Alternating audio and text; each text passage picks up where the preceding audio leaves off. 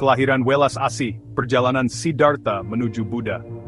Di kaki pegunungan Himalaya, seorang pangeran bernama Siddhartha Gautama lahir di tengah kehidupan yang penuh kemewahan. Terlindung dari penderitaan, Siddhartha hidup dalam kelimpahan. Ia menikah muda dan memiliki seorang putra. Namun, takdir berkata lain. Pada usia 29, Siddhartha memberanikan diri keluar dari istana. Ia bertemu dengan seorang pria tua, seorang yang sakit, dan jenazah. Pertemuan ini menyadarkannya akan kenyataan hidup yang keras usia tua, penyakit, dan kematian. Sangat terganggu, ia kemudian melihat seorang pertapa yang berkelana, wajahnya tenang dan damai. Pertemuan ini memicu kesadaran mendalam dalam diri Siddhartha. Ia mengerti bahwa kebahagiaan sejati tidak dapat ditemukan dalam harta benda atau kesenangan duniawi. Bertekad untuk menemukan jalan keluar dari penderitaan, Siddhartha meninggalkan kehidupan mewahnya dan memulai perjalanan spiritual. Selama 6 tahun, ia berlatih pertapaan ekstrem, tetapi itu hanya membuatnya mendekati kematian. Akhirnya, ia menyadari bahwa jalan menuju pencerahan terletak di jalan tengah, jalan moderasi antara dua hal ekstrem. 4 kebenaran mulia, mengungkap realitas kehidupan. Siddhartha duduk bermeditasi di bawah pohon Bodhi, berjanji untuk tidak beranjak sampai ia mencapai pencerahan. Setelah 49 hari, ia mencapai tujuannya dan menjadi Buddha yang tersadar. Ia mendedikasikan sisa hidupnya untuk berbagi wawasannya dengan dunia, mengajarkan jalan pembebasan dari penderitaan. Dasar ajaran Buddha terletak pada 4 kebenaran mulia. Kebenaran mulia pertama mengakui realitas penderitaan. Hidup penuh dengan rasa sakit, dari ketidaknyamanan fisik hingga tekanan emosional. Kebenaran mulia kedua, mengidentifikasi penyebab penderitaan, keinginan dan kemelekatan. Kita berpegang teguh pada hasrat, terus-menerus mencari kesenangan dan menghindari rasa sakit. Kebenaran mulia ketiga menawarkan harapan, penderitaan dapat dihentikan. Dengan menghilangkan keinginan dan kemelekatan, kita dapat mencapai pembebasan sejati. Kebenaran mulia keempat menunjukkan jalan menuju pembebasan ini, jalan mulia berunsur 8. Jalan mulia berunsur 8 kompas menuju kebebasan. Jalan mulia berunsur 8 bukanlah tahapan linier, tetapi serangkaian prinsip yang saling terkait untuk dikembangkan secara bersamaan. Ini mencakup kebijaksanaan, perilaku etis, dan disiplin mental. Pemahaman benar dan pikiran benar membentuk aspek kebijaksanaan. Kita harus menumbuhkan pemahaman yang jelas tentang 4 kebenaran mulia, dan memupuk pikiran yang bebas dari keserakahan, kebencian, dan delusi. Ucapan benar, perbuatan benar, dan penghidupan benar merupakan perilaku etis.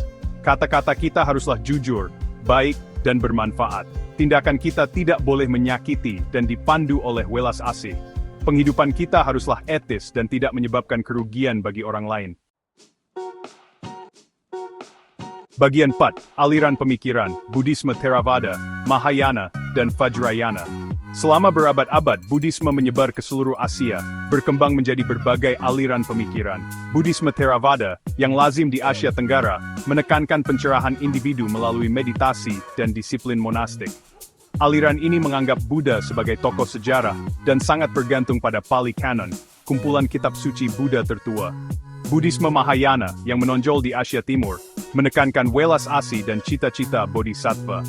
Bodhisattva adalah makhluk tercerahkan yang menunda pembebasan sempurna mereka sendiri untuk membantu semua makhluk mencapai pencerahan. Buddhisme Mahayana memperkenalkan konsep kekosongan atau sunyata yang menyatakan bahwa semua fenomena saling terkait dan tidak kekal. Buddhisme Vajrayana yang dipraktikkan di Tibet, Nepal, dan Bhutan menggabungkan praktik esoteris dan ritual tantra. Aliran ini menekankan peran seorang guru atau guru spiritual dan menggunakan visualisasi mantra dan ritual untuk mencapai pencerahan lebih cepat. Bagian 5, teks dan praktik suci, Tripitaka dan selebihnya. Kitab suci Buddha sangat luas dan beragam, mencerminkan keragaman pemikiran Buddha. Kumpulan tertua dan paling diakui secara universal adalah Tripitaka, yang berarti 3 keranjang.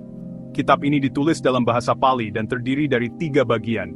Vinaya Pitaka, yang mencakup aturan monastik, Sutta Pitaka, yang berisi khotbah-khotbah Buddha, dan Abhidhamma Pitaka yang membahas ajaran filosofis dan psikologis. Di luar Tripitaka, Buddhisme Mahayana dan Vajrayana memiliki koleksi sutra, komentar, dan tantra mereka sendiri yang luas. Teks-teks ini memberikan panduan, inspirasi, dan pemahaman yang lebih dalam tentang ajaran Buddha. Meditasi merupakan inti dari praktik Buddha. Meditasi menumbuhkan perhatian, konsentrasi, dan wawasan. Melalui meditasi, kita dapat menenangkan pikiran, mengamati pikiran dan emosi kita tanpa menghakimi, dan mengembangkan kebijaksanaan serta welas asih. Bagian 6. Buddhisme di dunia modern, jalan abadi menuju kedamaian batin. Buddhisme telah mengalami kebangkitan minat di Barat, menarik orang-orang dari berbagai latar belakang. Ajarannya tentang perhatian, welas asih, dan kedamaian batin sangat beresonansi di dunia yang seringkali ditandai oleh stres, kecemasan, dan konflik. Praktik-praktik Buddha, seperti meditasi kesadaran, sedang diintegrasikan ke dalam layanan kesehatan, pendidikan, dan bahkan lingkungan perusahaan. Prinsip-prinsip Buddha tentang anti kekerasan, keadilan sosial, dan tanggung jawab lingkungan semakin relevan dalam mengatasi tantangan global kontemporer. Saat kita menghadapi kompleksitas abad ke-21, ajaran Buddha menawarkan kebijaksanaan abadi untuk menavigasi pasang surut kehidupan yang tak terelakkan dan memupuk kedamaian yang lebih besar dalam diri kita dan dunia di sekitar kita.